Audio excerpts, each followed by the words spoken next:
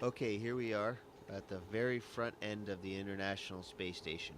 This is the forward end of Node 2, and this is right behind this hatch is the PMA, the pressurized mating adapter, to which the space shuttle docks whenever the next space shuttle comes. You can see we have our flags up here at the most forward part. It's a 15 nation partnership, this International Space Station. So we'll start with the Node 2. We will stop at the Kibo module here, the Japanese pressurized module, and the Japanese logistics platform.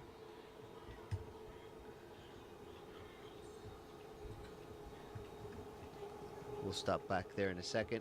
We'll take a look in the Columbus module, pride of the European Space Agency, and our pride too.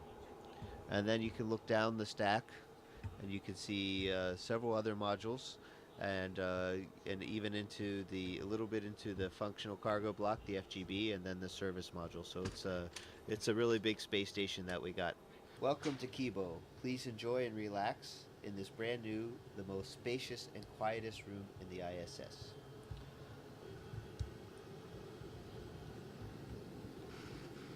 You can see here, this is the SIBO rack, which is for cell biology. And then we have a fluid rack, Urutai. So these are the two main Japanese science racks that are up here now. There's more that are coming. Let's take a quick look out the window before it gets dark outside. We're going around the world every 90 minutes, so we get to see a lot of sunrises and sunsets. Oh my goodness, it's beautiful out there. So this is looking out the port side of the space station, and we're actually also on the front side, so front port side of the space station. And let's take a look what we can see out there. We can see the robot arm I was talking about, the GEM RMS. Those orange things are the solar arrays on the port side. And you can see we have a full set, and 15A STS-119 is going to be bringing up the last solar array on the starboard side. And take a look. There's our beautiful blue planet there. And looking at this and where we are, I'd say we're over the South Indian Ocean. You can actually see some icebergs down there. So we're actually probably between Africa and Antarctica. You can actually see the different shades of the blue water. Okay, so now fly with me. We're going to go to the Columbus module.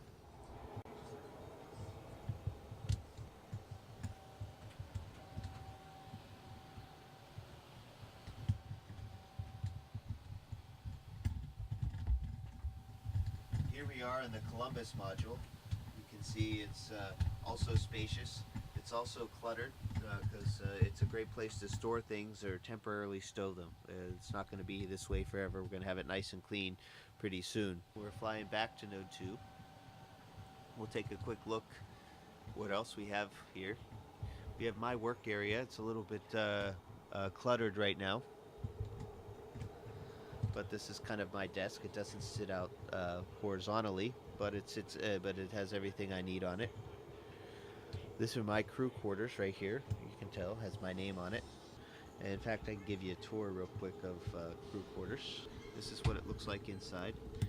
There's a fair amount of room. We'll get the has a standard space station light on it.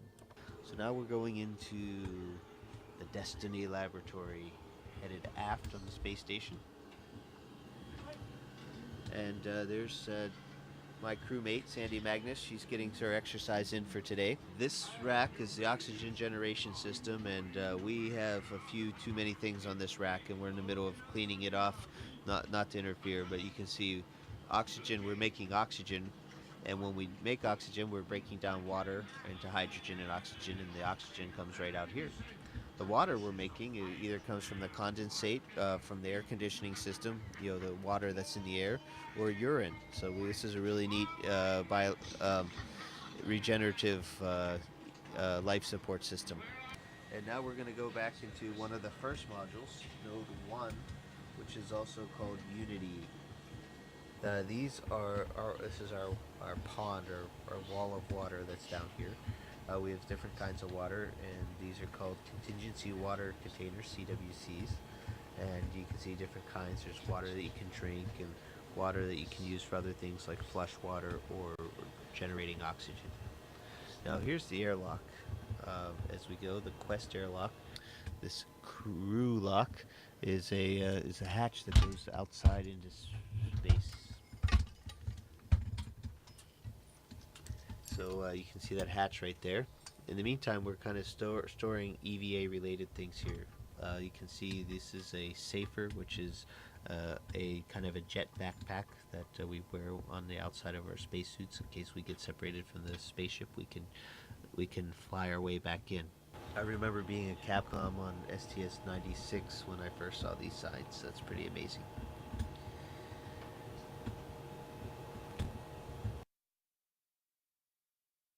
And we're floating into the Russian side of things. First and foremost, we are now in the pressurized adapter part of the functional cargo block. We call it the GA, and it's also a docking port down below. As you carefully look down below, you can see the hatches, and inside that what you can see in front of us is the docking mechanism for the Soyuz.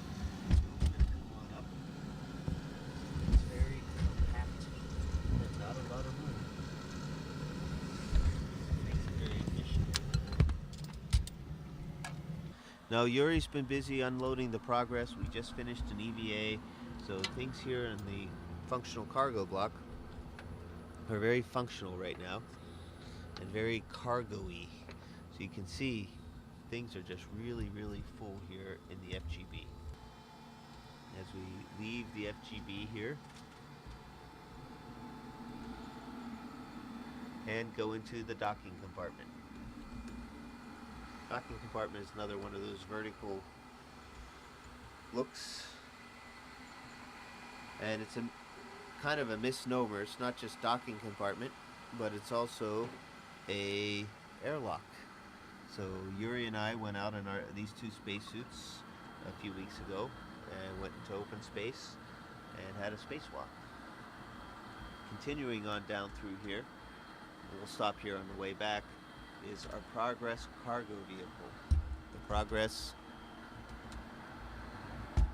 is a cargo ship, unmanned, uncrewed, nobody driving, and has the same kind of docking compartment. It's very much based on the Soyuz design, except it doesn't have any re-entry capability. And we're going to take a look outside.